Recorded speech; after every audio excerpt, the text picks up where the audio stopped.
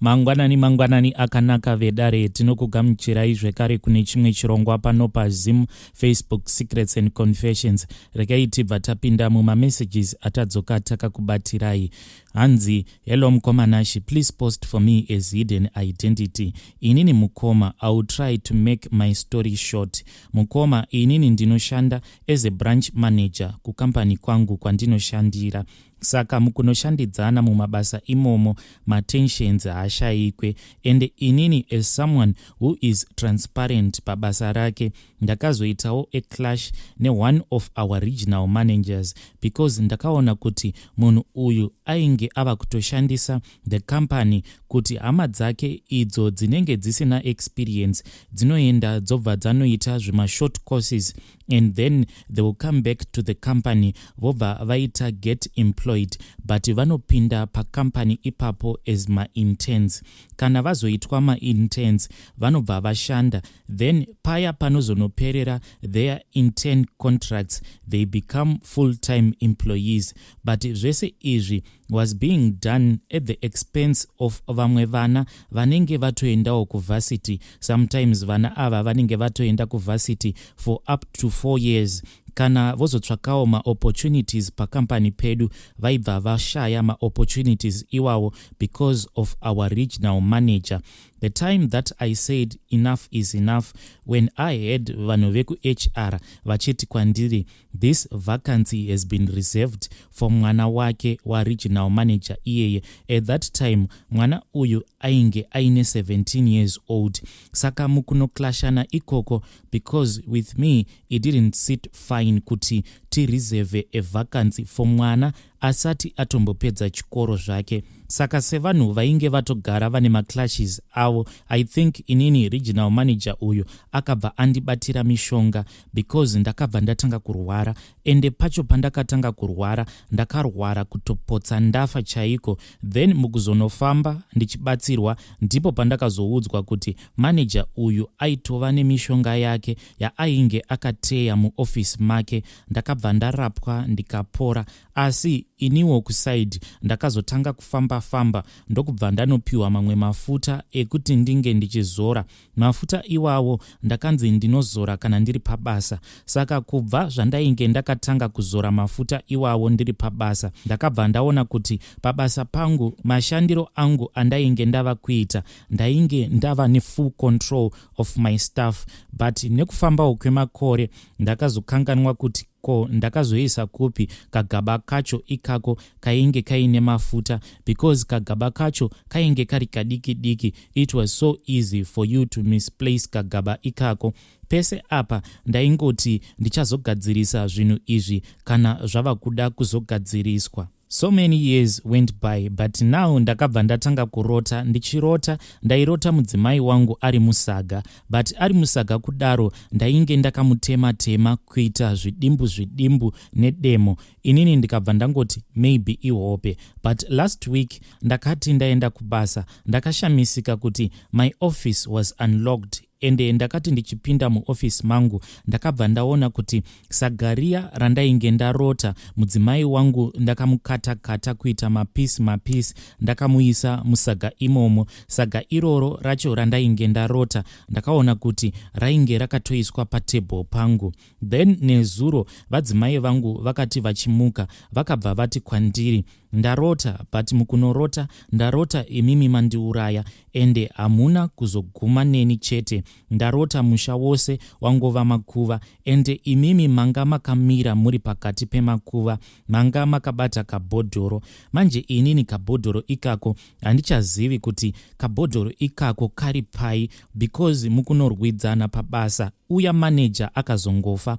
Saka pacho paakazofa inini handina kana kuzomboita basa nekuramba ndichingozora mafuta iwawo. Ndaingoti muvengi wangu zvaafa, ko kabhodhoro aka ndicharamba ndakakachengetera ndichikadii. Kana kuya kwacho kwandainge ndakaenda ndakabva ndaregedza kudzokera, nekuti ndainge ndaita zvekutoenda kune imwe nyika iyoyo iri kure mbichana, ndiko kwandainge ndakaenda kunobatsirwa. Saka vainge vakati kwandiri, kana ndava kusada kabhodhoro ikako ndinofanira kuti ndinge ndichizodzoka nekabhodhoro ikako, but now handisi kukwanisa kukaona kabhodhoro ikako nekuti handichazivi pakari. Chandisiri kuda ndechekuti ndinge ndichizoparadza dzinza rangu. Zvinhu izvi zvese zvandakaita zvaingova zviri zviya zvekungonzwana namasimba pabasa, usingazivi kuti zvinhu zvacho zvauri kuita zvine rufu mukati. Ndangonyorawo nyaya yangu ndichingobrowza mukoma nekuda kwekuti nyaya yacho yakarebesa. Kuti ndinge ndichiudza vadzimai vangu, ndinoona kuti ipapo pakarema, nekuti kumashure uko takatomborasikirwa neumwe muzukuru wedu, ende muzukuru wedu uyu akangoshayika zvainge zvisina tsarukano. Saka kuti ndinge ndichitaura ndiri kuona kuti zvinondiremera. Ndinoona sekunge zviri nani kana ndikazama kutanga ndaona kuti chii chamboita kuti musoro wangu unge uchitema ndisati ndazivisa mudzimai wangu. Vedare ndo message yandakatumidzirwa namukoma vedu. Please ngatitaurei inavo mucomment section. Haisi nyore ukazoona munhu ava kuuya achirudunura nyaya dzake dzose dzaakaita kumashure, anenge achitotsvakawo rubatsiro. Regai tibva taenda panyaya yedu inotevera. Nyaya yedu inotevera yakamira sekudai. Hanzi, hello mukoma, can you please post for me? Inini ndiri murume ane makore 42 ekuberekwa. Nyaya yangu yakaitika pandainge ndichiri kuprimary. Ndainge ndava kutopedza kutonyora grade 7 yangu. Saka ndini ndainge ndiri head boy pachikoro chedu. Saka ndaiti kana musi watinenge tisingaende kuchikoro kunonyora ma-exams edu, inini na head girl nema-vices edu ndisu tega taiuya kuchikoro. Saka there was a day patakauya kuchikoro and we were assisting some of the teachers. Then inini ndainge ndichi-assista vamwe teacher vangu so, and I don't want to say her name. She was going to retire that same year. Saka pachikoro pedu ipapo, every teacher had a personal office. Saka inini I was helping her to pack her stuff from her offices, things like books and stuff. Saka as I was helping her to pack, vakabva vadaidzwa na headmaster, and inini ndikabva ndangosara ndiri muoffice mavo. Saka I was surprised kuti pandakanovhura imwe metallic office drawer, ndakabva ndaona kuti mukati memetallic office drawer iyoyo mainge muine imwe hari. Munoona kana poto iri pastove kuti steam inenge ichibuda sei kubva mupoto imomo. That is what was happening. Hari iyoyo yaita like yainge yakagadzwa pamoto, yainge ichipfungaira steam so. Saka ndakabva ndaramba ndakangotarisa hari iya. I think kuti ndakabva ndangowira pasi or what, ameno kuti chii chakaitika kwandiri, nekuti ndakazongomuka ndava kumba kwa memo ivavo. Ndakamuka ndiri pakati pemibanana so. Then murume wa memo vangu ivavo ainge ari ipapo. Then paiva neumwe murume zvekare. Vanhu ava vainge vakaita like vanhu vasina kupfeka, ende vaita kunge vanhu vainge vakapfeka, but vaita kunge vainge vakadirwa tara. Kunze kwekuti uone hembe dzavainge vakapfeka, vanhu ivavo waingoona kuti vane black pavari sezviya zvakaita tara. They were just black. Mem ndopa vakabva vatanga kundidyisa something. Chikafu chacho chavainge vachindidyisa chainge chakaita kunge cake like. Ndakati ndapedza kudyiswa keke iroro, memu vangu vakabva vatanga kundinwisa mvura, but mvura yacho yainhuwa, yaiva netaste inenge yekopa so. Ndakati ndapedza kudya, it was around 6 p.m. ndo pavakazoenda neni kumba kwedu, ivo memu nemurume wavo ndokubva vanosiyira vabereki vangu mari. Handizivi kuti mari yavakanosiyira vabereki vangu yainge iri mari yei, but yainge yakawanda. Ndo mari yakazoshanda kuti inini ndinge ndichizokwanisa kuenda kusekondari. Ende mari iyoyo yakasiyirwa vabereki vangu na memu vangu nemurume wavo. Ndo mari yakazoshandiswa pakutengwa kwema-uniforms nema-books nezvimwewo pandainge ndava kuenda kusekondari kwangu. Saka in primary I was a bright student, but ndakati ndichingonopinda kusekondari kwangu upenyu hwangu hwakabva waoma. Baba vangu vakangorohwa nezvishiri, but vakarohwa nezvishiri pavainge vachibva kubasa. But ivo baba vasati vafa vakatanga kutaura zita ramemu vangu, but vainge vachitaura zita ramemu vangu vachiti vainge vakavadzipa. Saka ivo baba vainge vachitaura first name ramemu vangu. Saka hakuna akambofungidzira kuti munhu ainge achitaurwa nababa vangu vainge vari ticha vangu, sezvo vainge vasina kutaura surname yavo.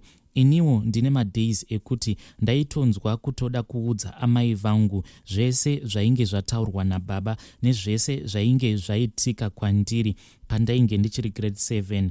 This was after baba vangu vashaika. Saka ndaiti kana ndikangoda kuudza amai vangu zvese zvandainge ndakaitwa ndichiri grade 7, ndaibva ndangokanganwa zvese zvandinenge ndichida kutaura. Saka amai vangu vaibva vaboekana vobva vatsamwa zvekuti ivo amai vaizototanga kundituka as if ndainge ndichingovatambisira nguva yavo. Ndakazosvikawo form 4, but kuenda kuchikoro zvainge zvangovawo zviya zvekungoperekedza vamwe kuenda kuchikoro ikoko. O level ndakakwanisa kuzonyora, but ndakabva ndafoira. Asi ndaiti kana ndikatarisa exam paper hongu maanswer ndaitoona kuti answer iyi iri kubvunzwa apa ndinenge ndichitoiziva. Asi mukunonyora ameno zvaibva zvangoitika pandiri because ndaibva ndangoona kuti ndatonyora a wrong answer. Zvinhu izvi zvakatanga kuitika kwandiri umwe musi pandainge ndichibva kuchikoro. Saka from school kuti ndinge ndichidzokera kumba ndaitotanga ndadarika nepane kamwe kasango, even though tainge tichigara zvedu mutown, but taidarika pane kamwe kasango tichibva kuchikoro. Saka one day ndakati ndichifamba, inini ndainge ndasarira zvangu kumashure because ndainge ndava kudanana neumwe musikana. Saka musikana uyu ndaitanga ndamuperekedza kumba kwavo, then inini ndozoendawo kumba kwedu. Saka musikana uyu aigara in an opposite direction nekumba kwedu kwatainge tichigara. Saka by the time yekuti inini ndaikwanisa kuzobva kunomuperekedza musikana uyu, maschoolmates angu ose anenge atosvika kumba. Saka ndakazoti ndava mukasango kaya ndakabva ndamhanyiswa nechimwe chinhu, but chinhu ichi chichindimhanyisa chakazoguma chazochinja kuita kamunhu kainge kari kadiki diki. Zvakaitika ndezvekudai, ndakatanga kuona mbeva, but mbeva iyi ndakangokaruka ndaiona yatova mumakumbo angu. Saka ndakavhunduka pandakaona mbeva iyi yatova mumakumbo angu, ndikabva ndanotsika zvekare imwe mbeva iyo yandainge ndisina kuziva kuti yainge yabva nekupi. Pandakatsika mbeva iyoyo ndo pandakazoona ndava kutanga kumhanyiswa nechimwe chimhuka so. Saka ndakazongodonha pasi ndikabva ndakuvara. Nanhasi pacho pandakadonha pasi ndikakuvara, kana kukangotonhora ndiri munhu wekuti handikwanise kufamba zvakanaka, ndinotofamba ndichiita zvekukaminira, like ndakaita an internal injury pacho pandakadonhera pasi. Saka after chiitiko ichocho chaitika, amai vangu vakazongofa, ende patainge tava kuda kuita body viewing yaamai vedu takabva taona kuti painge paine rimwe gonzo rainge rakaboora kofini ravo amai. Saka amai vedu vainge vakadyiwa kumeso. Saka vanhu vakabva vangoti ainge ari makonzo aya anonzi maTanzania. But apa ndiri kungobatanidzawo nezvose zvakaitika kwandiri nezvakazoitika kuvabereki vangu. Takazongokura tangovaonerera, but nanhasi mukomanashi mukurarama kwangu ndinoita semunhu akagezeswa nemvura yeminyama chaiyo.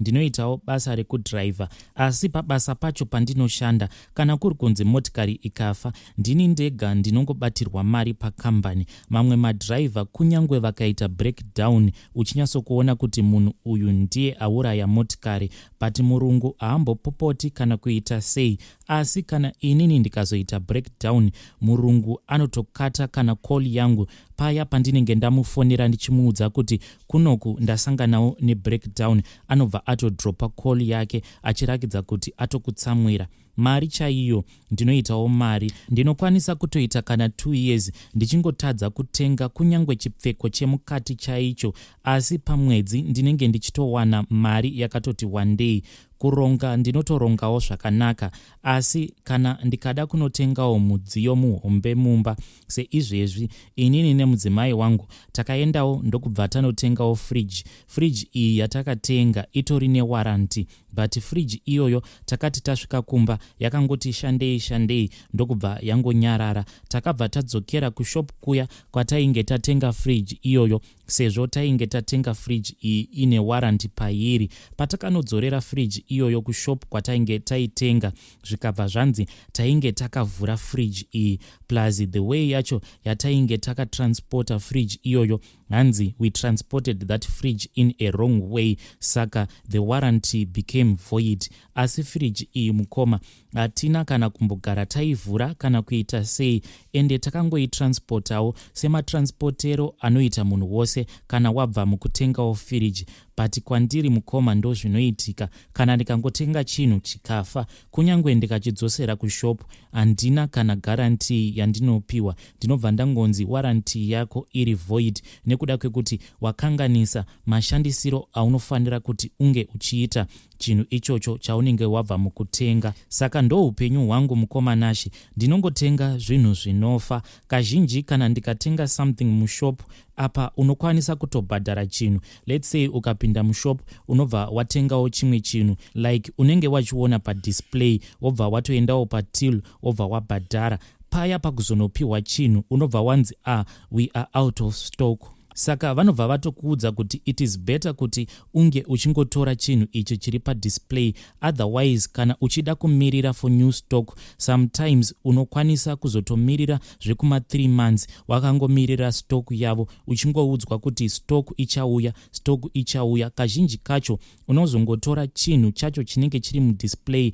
Apa mukomanashi, chinhu chacho chaunenge wava kutora, even though unenge wabhadhara mari inokodzera kuti unge uchipiwa chinhu chinyowani, chinhu chinenge chiri mudisplay ichocho chinenge chanzwa nekungobatwa naeveryone. Unozotora chinhu chinenge chakamarika. Saka izvezvi mukomanashi ndazosvikawo pakuneta neconfusion iri mukati melife yangu. Ndaneta nekungoperekedza vamwe murwendo rwekurarama. Hakuna chinorwadza sekuti kana ukabata chinhu chinobva changoparara just like that. Ivo mem ivavo vakazofa zvavo, asi dai vanga vachiri vapenyu ndaitodawo kutovabvunzawo kuti asi nhai mem, zvese zvamakandiita musi uya zvaiva zviri zvii, nekuti ndatambura hama dzangu mumba chaimo mandigere, mukadzi wangu kutoshaya mubhedha chaiwo.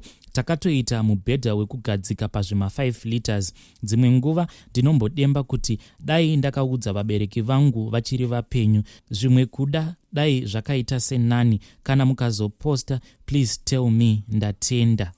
Vedare ndo message yandakatumidzirwa namukoma vedu. Hanzi zvinhu izvi kubva ndichiri mudiki ndaitombozama kuti ndinge ndichiudza amai vangu, asi amai vangu hanzi vaiva nerafu isingaite, vaiva munhu ainge asiri open kwatiri, saka sevana taigara tichingovatya. Vabereki ngachive chidzidziso kuti kana mwana akauya achida kukuudza something, before you dismiss zvacho zvaunenge uchifungidzira kuti ari kuda kukuudza, tanga wambomupawo nzeve. Please let us be open kuvana vedu. Vadiwa vateereri, ndo mamessages andanga ndakakubatirai. Ngatisanganei zvekare mune zvimwe zvirongwa zvinotevera.